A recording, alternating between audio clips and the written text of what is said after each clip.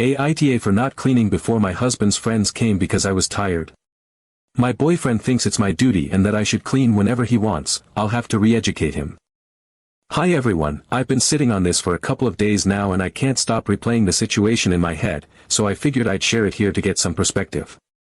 I, 30F, live with my husband, 32M, and we've been married for 4 years. We don't have kids yet, but we both work full-time. I work the typical 9 to 5 schedule in a fairly demanding office job that often leaves me mentally exhausted by the end of the day. He works second shift, from around 3 p.m. to midnight, sometimes a little later. From the beginning of our marriage, we never had a formal discussion about chores, but we kind of fell into a rhythm. I do the bulk of the household chores, cleaning, cooking, dishes, organizing, scheduling maintenance, taking care of the dog, restocking household supplies, pretty much everything. My husband helps with laundry and occasionally vacuums the floors when he notices they are getting particularly bad. But overall, I take on the majority of the housework, and honestly, most of the time, I am okay with that. It gets done the way I like it, and on my own schedule, without having to nag anyone. He's always been appreciative, saying things like, "The house looks great, thanks for doing this," and if I ask him to help with something specific, he usually does it without much complaint. It wasn't perfect, but it worked. However, the past few weeks have been exceptionally stressful for me. My department has been short-staffed, and my workload has doubled. I come home and barely have the energy to cook dinner, let alone deep clean the house. So yes, I have fallen behind on some of the usual cleaning. The floors haven't been mopped in a couple of weeks, there's some clutter here and there, and I definitely haven't scrubbed the bathroom counters recently. It's not a disaster, but it's not spotless either. Now here's where things start to get tense. Lately, my husband has been having friends over after work. He gets off late and I'm usually in bed by the time he gets home, so this is all happening while I'm asleep. I don't mind the idea in general, he doesn't get to socialize much with his schedule, and I like that he has a life outside of work. That said, in the past, if he mentioned that people would be coming over, I would make sure the house was at least tidy. That was my default reaction. But it was always with some advanced notice and on a day when I still had some energy left. A few nights ago, he told me he would be having some friends over. But this time, he told me just a couple hours before I was heading to bed. I had already had a long day, and I was drained. Completely drained. My brain felt like it was wrapped in fog and my limbs were heavy. I had barely made it through cooking dinner. So, I did the bare minimum, I washed the dishes from dinner, took out the trash because it smelled, and made sure there wasn't anything glaringly gross in the kitchen. Then I got ready for bed and went to sleep. I woke up sometime around 3 in the morning and noticed my husband wasn't in bed. That wasn't too unusual since sometimes he stays up late when friends are over. But I checked my phone and saw a string of texts from him. The messages said things like, "It's embarrassing having people over when the house looks like this," and, "You knew they were coming, I can't believe you didn't even vacuum." He said it felt disrespectful to him and his friends and that it made him feel like I didn't care about him being proud of the home he brings people into. The next morning, I asked him about it, and he doubled down. He told me he didn't understand why I couldn't have taken an hour to vacuum, mop, and pick up clutter. He pointed out that I had a couple of hours before bed and claimed I was being inconsiderate by not making the effort. I told him that I had reached my limit that night. That I physically and mentally didn't have anything more to give after work.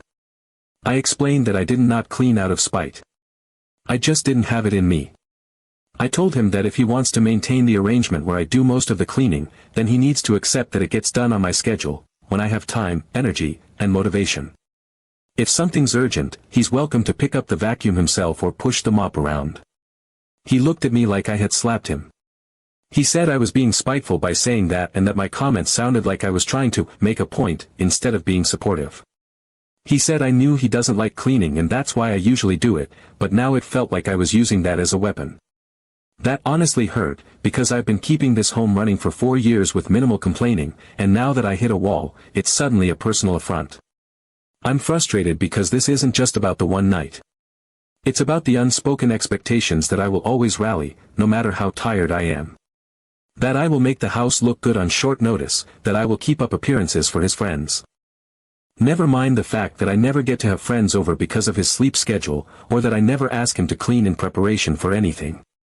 I don't think it's fair that he expected me to drop everything and deep clean on demand just because he told me someone was coming over. I don't think it's fair that he took that one night and made it into a judgment of my commitment to our home or to him. And I certainly don't think I'm being spiteful for being honest about what I can and can't do on any given day. So, I guess I'm asking, am I the asshole for not staying up to clean the house before his friends came over? Even though I was totally exhausted and just didn't have it in me. Update 1. A few days after that argument, things between us settled into a kind of strained silence. We were polite, sure. He still kissed me on the forehead before leaving for work, and I still packed away the leftovers from dinner like I always do. But the warmth between us had thinned. Conversations were reduced to logistics: who's walking the dog, what time is your shift ending, do you need anything from the store? It was civil, but it wasn't close. And the worst part? I think we both knew it. Then, like clockwork, Mark brought it up again. Another late-night hangout. Another vague announcement dropped halfway through dinner prep, like it was no big deal. He leaned against the counter and said he'd be having a couple of his friends over after his shift, like he was telling me the weather forecast.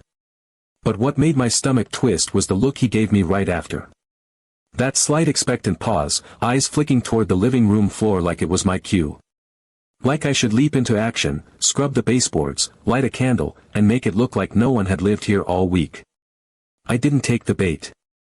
I looked him in the eye and said, I'm still overwhelmed at work. I'm not cleaning tonight. Then I turned back to chopping vegetables like I hadn't just dropped a weight on the floor. He didn't argue. He just made a sound, somewhere between a scoff and a breath, and walked away. That night, I stuck to my routine. Washed the dishes. Took out the trash. Set my alarm. Went to bed early. I was drained. The week had chewed me up and spat me out.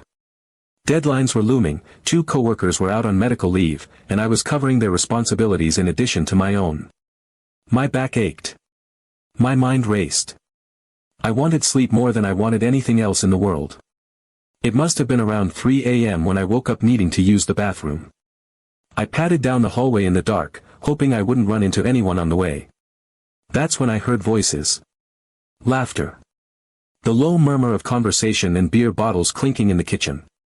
I paused by the doorframe and heard Mark's voice clear as day, louder than the rest. He was laughing. I couldn't see his face, but I could picture the smug little grin as he said, "Yeah, sorry it's a bit messy. Jen has been slacking on the house stuff lately." The word sliced through the dark like a knife. Slacking. My chest tightened.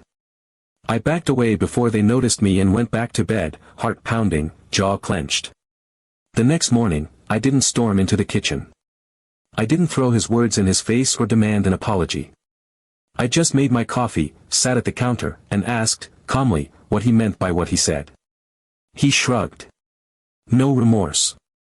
No backtracking. He actually doubled down, said it was the truth. That it is my responsibility. That I work during the day and he works nights, and that I've always been better at keeping the place clean anyway. He said it like it was some kind of fair division of labor.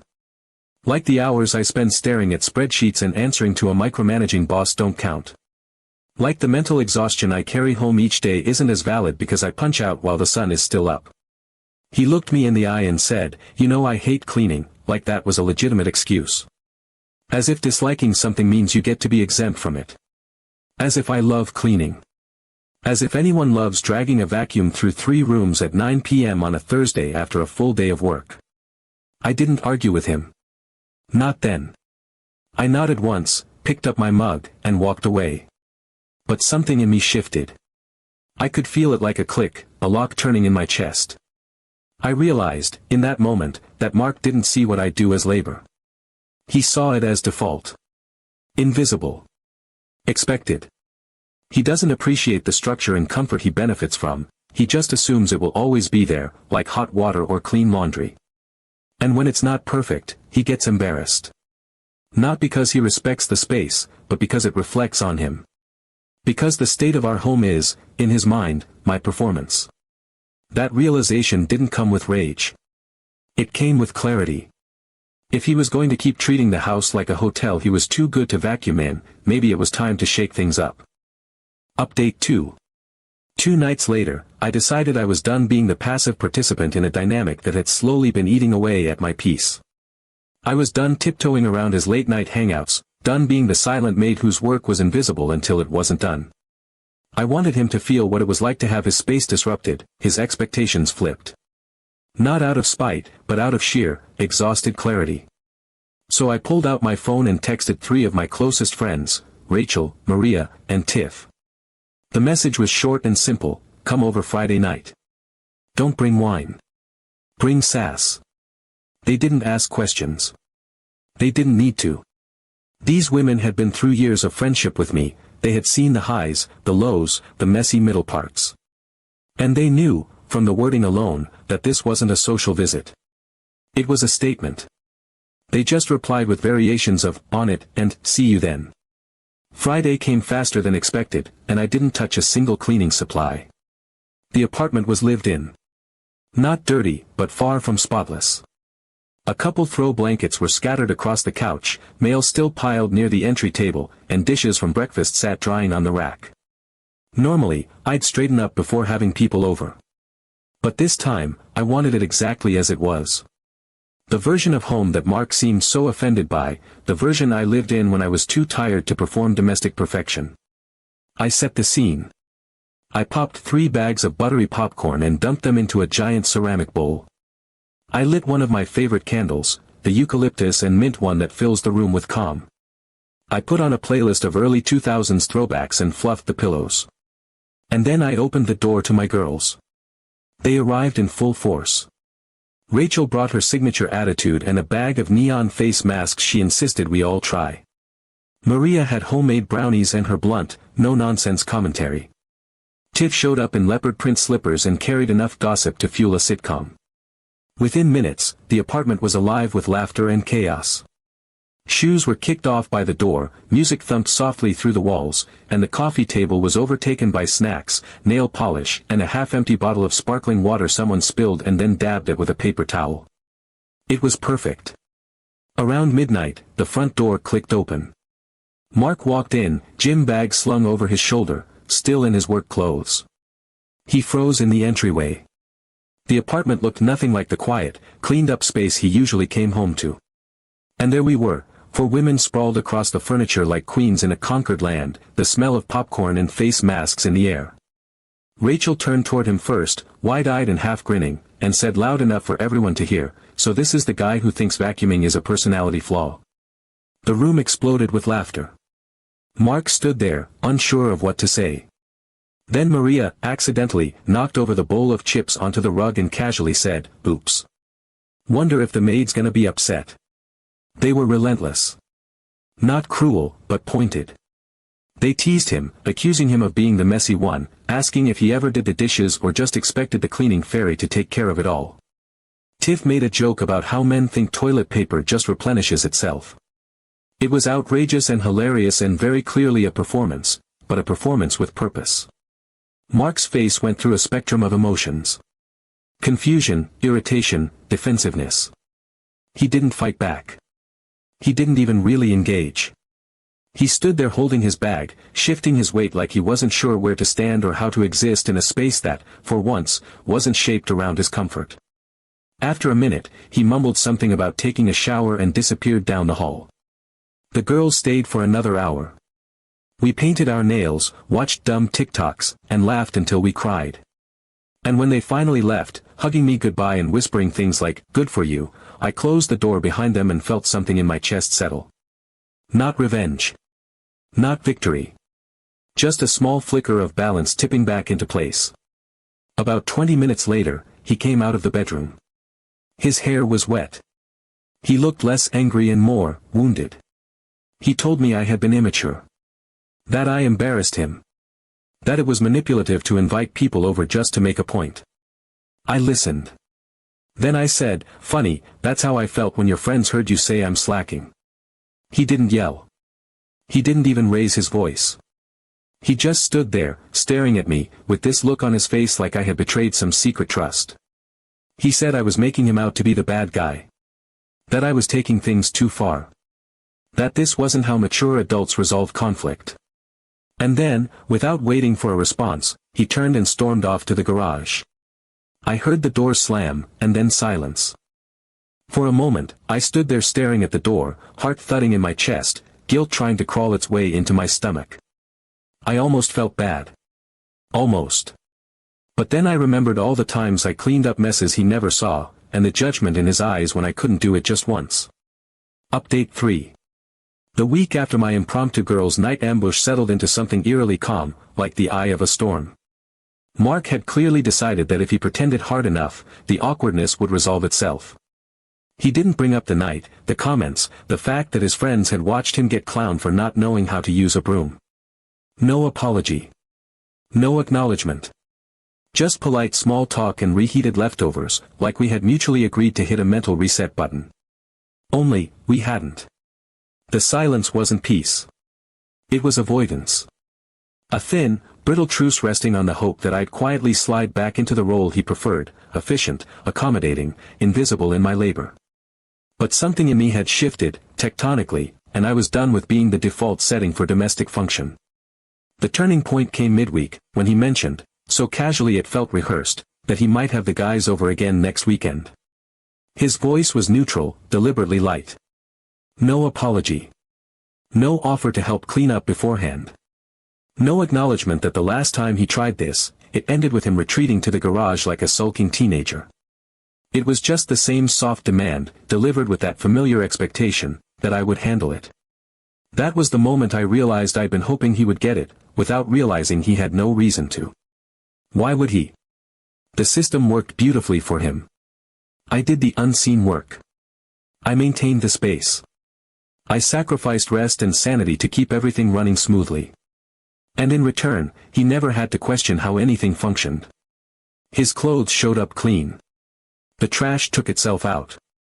Dinner appeared like magic. The toilet never reeked, the dog never tracked dirt, and the paper towels never ran out.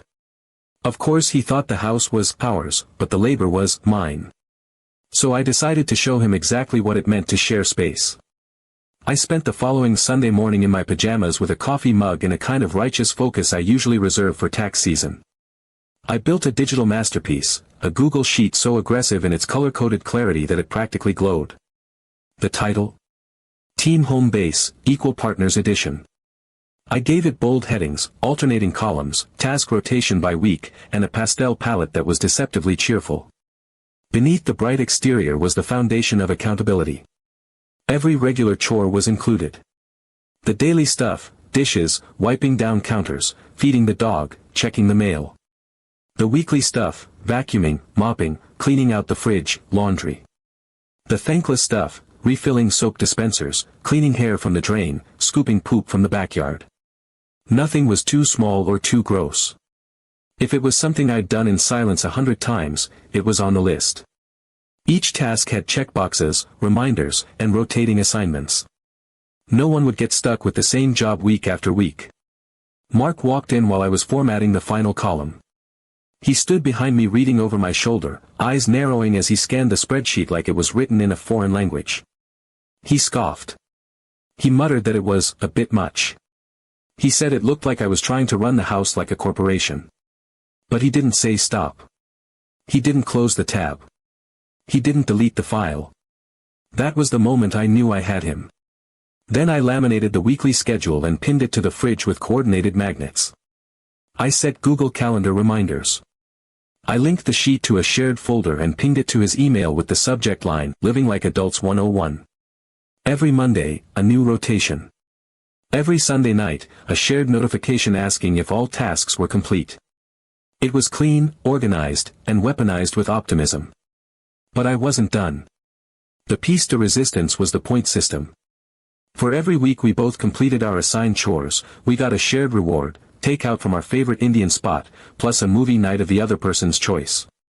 If either of us missed 2 or more tasks in a week, the other was owed a 30-minute foot massage. I knew exactly what I was doing. Mark loathes feet. He winces when I take my socks off. The idea of voluntarily touching mine for half an hour. He looked physically ill just thinking about it. But it was fair. Tangible stakes. Equal effort, equal reward, or consequences. And something amazing happened. He started vacuuming. Not just the middle of the carpet, but under the couch cushions. He did the dishes 3 nights in a row without prompting. I came home from work to find the dog's food bin refilled, the trash taken out, and the toilet brush actually wet from use. He marked off tasks in the sheet, sometimes with emojis, like it was a competition he had suddenly decided he could win. He asked which mop I preferred, and then bought it. He reorganized the spice rack one night, just because it looked chaotic. And when he saw me standing in the doorway, stunned, he grinned and said, "Spreadsheet says I'm on bathroom duty tomorrow. Any specific cleaner you like?" 3 weeks in, the house looked better than it had in months. The clutter was gone, the kitchen sparkled, and I stopped feeling like I was one step away from snapping every time I opened a cabinet and found an empty roll of paper towels. We were talking more. Laughing more. There was less tension hovering between us, waiting to be tripped over like an unseen laundry pile. He even started complimenting the system to friends, quietly, like he didn't want to give me too much credit, but still. Progress. One night I came home late after a hellish day at work, and the lights were dim, the trash had been taken out, the dog was fed, and he was already halfway through folding laundry on the couch. There was a movie paused on the screen and takeout on the table. He looked up and said, "Everything's checked off." In that moment, I didn't feel triumphant. I felt seen. It wasn't that he suddenly loved chores. It was that he understood, finally, what it looked like to share the work of living together. To contribute not just when it's convenient, but because it matters. So no, I don't think I was the asshole. I think I was tired of being invisible. I think I was past the point of asking nicely for consideration that should have come naturally. I think I was done pretending that mutual respect grows from silence. And instead of yelling, instead of walking out, I stayed, and I turned my frustration into structure. I drew a line in pixels and pings and color-coded boxes, and somehow, it turned into balance. And honestly, it worked.